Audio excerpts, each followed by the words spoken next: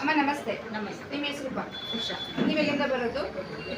ಇಟ್ಕೊಳಗಿಂದ. Okay, ನಮ್ಮ ಸರಾಕರಿ ವಿಷಯ ತಿಳಿಸಿದ್ದು ಶ್ರೀನಿವಾಸಪ್ಪ ಅವರು ನಿಮಗೆ ನಮ್ಮ ಸರಾಕರಿ ವಿಷಯ ತಿಳಿಸಿದ್ರು. ಓಕೆ, ನಿಮಗೆ ಪ್ರಾಬ್ಲಮ್ಸ್ ಏನಿತ್ತು?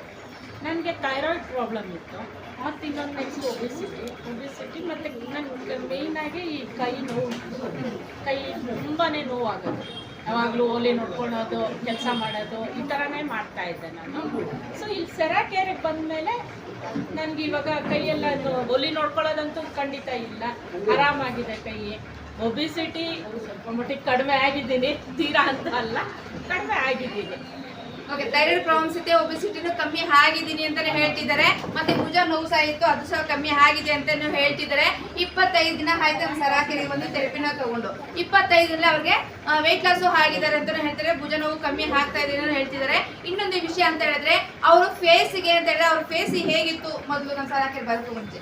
ಫೇಸು ನನಗೆ ಹಾರ್ಮೋನಲ್ ಇಂಬ್ಯಾಲೆನ್ಸ್ ಆಗಿದ್ದರಿಂದ ಫೇಸ್ ಫುಲ್ಲು ಪಿಗ್ಮೆಂಟೇಷನ್ ಆಗಿತ್ತು. ದೇವೇಂದ್ರಪ್ಪ ಸರ್ ಅವ್ರು ನೋಡಿದ್ರು, ದಪ್ಪನೂ ಇತ್ತು, ಸಣ್ಣ ಆಗಿದ್ದೀನಿ. ಈಗ ಅವರೇ ಹೇಳಿದ್ದು ಮೊನ್ನೆ, ಮೇಡಮ್ ನಿಮ್ಮಲ್ಲಿ ತುಂಬಾ ಚೇಂಜಸ್ ಕಾಣಿಸ್ತಾ ಇದೆ ಅಂತ, ಗುರ್ತಿಡಿಯೋಕ್ಕಾಗದೆ ಇರೋ. ಯಾಕಂದ್ರೆ ಫಸ್ಟ್ ನೋಡಿದ್ದೆ ಅವರು ಫಸ್ಟ್ ಡೇನಲ್ಲಿ. ಸೊ ಫೇಸ್ ಎಲ್ಲ ಪಿಗ್ಮೆಂಟೇಷನ್ ಆಗಿತ್ತು. ಇಲ್ಲಿ ಬಂದಾಗ ನನಗೆ ಪುಷ್ಪಾ ಸಿಸ್ಟರೇ ಫಸ್ಟ್ ನನಗೆ ಹೇಳಿದ್ರು ಸ್ಟೀಮ್ ತಗೊಳ್ಳಿ ಅಂತ ಹೇಳಿದ್ರು. ಆಗ ನಾನು ತುಂಬ ಭಯ ಬಿದ್ದೆ, ಸ್ಟೀಮ್ ತಗೊಳ್ಳೋದಕ್ಕೆ ಭಯ ಬೀಳ್ತಾ ಇದ್ದೆ. ಬಟ್ ಇಲ್ಲ ನೀವು ತಗೊಳ್ತಾ ಹೋಗಿ ನಿಮ್ಮ ಫೇಸ್ ಕ್ಲಿಯರ್ ಆಗುತ್ತೆ ಅಂದರು. ಸೊ ಡೈಲಿ ನಾನು ಸ್ಟೀಮು ತಗೊಳ್ತಾ ಇದ್ದೆ, ಕ್ಲಿಯರ್ ಆಗಿತ್ತು. ಎನರ್ಜಿ ಲೆವೆಲ್ಸ್ ಜಾಸ್ತಿ ಇದೆ.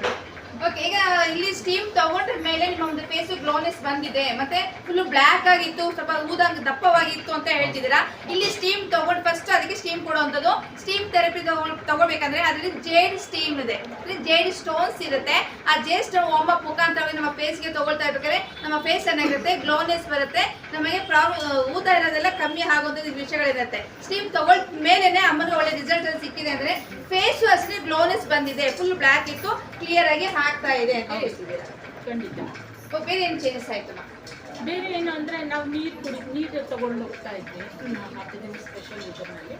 ಸೊ ಆಗ ಎನರ್ಜೆಟಿಕ್ ಆಗಿರ್ತಾ ಇದ್ವಿ, ರಿಯಲ್ ಆಗಿ ಹೇಳ್ಬೇಕಂದ್ರೆ ಎನರ್ಜೆಟಿಕ್ ಆಗಿರ್ತಾ ಇದ್ವಿ. ತುಂಬ ಕೆಲಸ ಮಾಡೋಕ್ಕೂ ಸಹಾಯ ಆಗ್ತಾ ಇತ್ತು.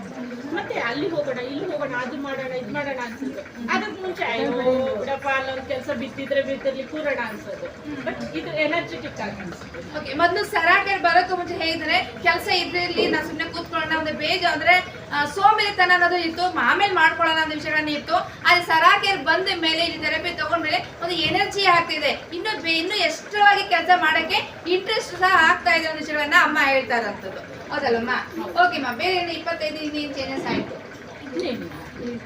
ಇಷ್ಟು ಪ್ರಾಬ್ಲಮ್ಸ್ ಗುಣ ಆಗಿದೆ, 25 ದಿನದಲ್ಲಿ ಅಮ್ಮನ ಒಂದು ಪ್ರಾಬ್ಲಮ್ಸ್ ಗುಣ ಆಗಿದೆ ಅಂತ ಹೇಳ್ತಿದ್ದಾರೆ. ನೆಕ್ಸ್ಟ್ ಈಗ ನಿಮ್ಮ ಮನೆಗೆ ತಗೋಬೇಕು ಅಂತ ಹೇಳಿ ಆಸೆ ಪಟ್ಟಿದ್ದು ಹೌದಲ್ವಾ? ನೀವು ಕೇಳ್ತಾ ಇದ್ರಿ ತಗೋಬೇಕು ಅಂತ ಹೇಳಿ. ಇವಾಗ ನಿಮ್ಮ ಮನೆಗೆ ಆರೋಗ್ಯ ದೇವತೆ ಬೇಕು ಅಂತ ಹೇಳಿ ತಗೊಂಡಿದ್ದೀರಾ. ಓಕೆ, ಈಗ ವಾಟರ್ ಅಷ್ಟು ನಿಮಗೆ ಮಿರಾಕಲ್ ಆಗಿ ನಮಗೆ ನಮ್ಮ ಒಂದು ಆರೋಗ್ಯ ಸುಧಾರಿಸುತ್ತೆ ಅಂತ ಹೇಳ್ತೀರಾ? ಹೌದು, ಖಂಡಿತವಾಗ್ಲೂ. ಸುಮ್ಮನೆ ನಾನು ತಗೊಳ್ತಾ ಇಲ್ಲ.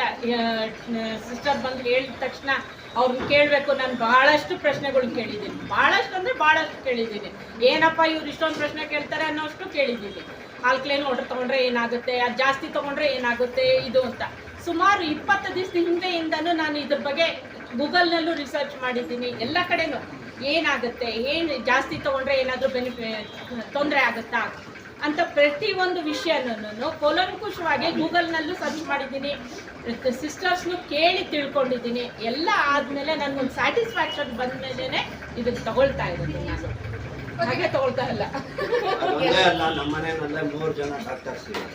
ಅವ್ರನ್ನೂ ಕೇಳಿದ್ದೀವಿ ನಾವು, ಅವ್ರನ್ನೂ ಕೇಳಿ ಡಾಕ್ಟರ್ಸ್ನು ಕೇಳಿ ಆಮೇಲೆ ತಗೊಳ್ತಾ ಇದ್ವಿ. ನೋಡಿದ್ರ ಅವ್ರ ಮನೇಲಿ ಅವ್ರ ಸಿಸ್ಟರ್ ಡಾಕ್ಟರು, ಆದ್ರೂ ಅವರೆಲ್ಲ ಕೇಳಿದ್ಮೇಲೆ offline water ionizer medical device ಅಂದ್ರೆ ನಮ್ಮ jade health offline water ionizer medical device, ಆ ಒಂದು ವಾಟರ್ ನಮಗೆ ತುಂಬಾನೇ ಉಪಯೋಗ ಆಗ್ತಿದೆ ಅಂತ ಹೇಳಿ ಡಾಕ್ಟರ್ನ ಕೇಳಿನೇ ಇವರು ಬೈ ಮಾಡ್ತಾರಂತ ವಿಷಯಗಳು. ಆದ್ರೆ ಇದ್ರ ವಿಷಯ ಇದರಲ್ಲಿ ಎನರ್ಜಿಯಾಗಿ ಅವ್ರಿಗೆ 25 ನೀರು ಕೊಟ್ಟಿದಾರಲ್ವಾ, ಆ ನೀರಿನಲ್ಲಿ ಅವ್ರಿಗೊಂದು ರಿಸಲ್ಟ್ ಸಿಕ್ಕಿದೆ.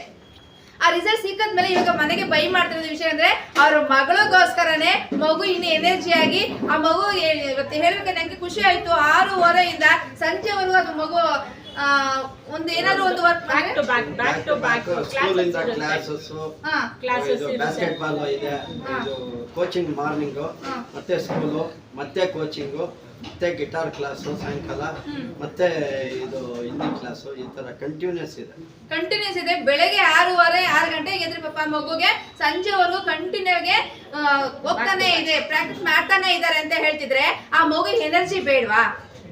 ಬೇಕು. ಎಷ್ಟೇ ಇವರು ಊಟಗಳನ್ನ ಕೊಟ್ರು ಒಂದು ಎನರ್ಜಿ ಬೇಕೇ ಬೇಕು, ಹೌದಲ್ವಾ? ಆದ್ರೆ ಈ ಒಂದು ಜೇಡ್ ವಾಟರ್ ಎನರ್ಜಿ ಸಿಗ್ತಾ ಇದೆ ಅಂತ ಮಗು ಹೇಳಿದ್ಮೇಲೆ ಅಪ್ಪ ಅಮ್ಮ ಖುಷಿಯಾಗಿ ಮಗುಗೋಸ್ಕರ ನಮ್ಮ ಮತ್ತೆ ಅಮ್ಮನಿಗೋಸ್ಕರ ಬೇಕು ಅಂತ ಹೇಳಿ ಅಪ್ಪ ಏನ್ ಮಾಡ್ತಾರೆ, ಇದನ್ನ ಅವ್ರ ಮನೆಗೆ 6 ದಿನದಿಂದ ತಗೊಂಡು ಹೋಗ್ತಿದ್ದಾರೆ. ಬರ್ತ್ಡೇ ಗಿಫ್ಟ್ ನಾಳೆ ಅವರ ಮಗು ಬರ್ತ್ಡೇ ಗಿಫ್ಟ್ ಆಗಿ ವಾಟರ್ ಡೇ ಕೊಡಿಸ್ತಾ ಇದ್ದಾರೆ. ಎಷ್ಟು ಪರ್ಸೆಂಟ್ ಗುಣ ಆಗಿದೆ? ನನಗೆ ಆಲ್ಮೋಸ್ಟ್ 60 to 70% ಫೈನ್ ಆಗಿದ್ದೀನಿ ಅಂತಾನೆ ಅನ್ಸುತ್ತೆ ನನಗೆ. ಓಕೆ, ಇಂಪ್ರೂವ್ಮೆಂಟ್ ಇದೆ. 25 ದಿನದಲ್ಲಿ ಒಂದು 70% ಗುಣ ಆಗಿದೆ. ಮತ್ತೆ ಅವರು ಇಷ್ಟವಾಗಿ ಅವರ ಪ್ರಾಡಕ್ಟ್ ಅವ್ರ ಮನೆಗೆ ಬೈ ಮಾಡ್ತಿದ್ದಾರೆ ಮಗುಗೋಸ್ಕರ ಅಂತ ಹೇಳ್ತಿದ್ರೆ ನಿಜವಾಗ್ಲೂ ಖುಷಿ ಆಗುತ್ತೆ. ಯಾಕಂದ್ರೆ ತಂದೆ ತಾಯಿ ಒಂದು ಆಸೆ, ಒಂದೇ ಕನಸಿರೋದು, ಎಲ್ಲ ತಂದೆ ತಾಯಿನೂ ಅಷ್ಟೇ ಒಂದೇ ಕನಸಿರೋದು, ನನ್ನ ಮಗು ಚೆನ್ನಾಗಿರ್ಬೇಕು, ಅದು ಆರೋಗ್ಯವಾಗಿರ್ಬೇಕು ಅನ್ನೋದೇ ತಂದೆ ತಾಯಿನ ಒಂದು ಆಸೆ ಇರುತ್ತೆ. ಇವತ್ತಿನ ಅವರ ಒಂದು ಆಸೆಯನ್ನ ನೆರವೇರಿಸಿದ್ರೆ ಮಗುಗೋಸ್ಕರ ಥ್ಯಾಂಕ್ಸ್ ಸರ್. ನಮಸ್ತೆ.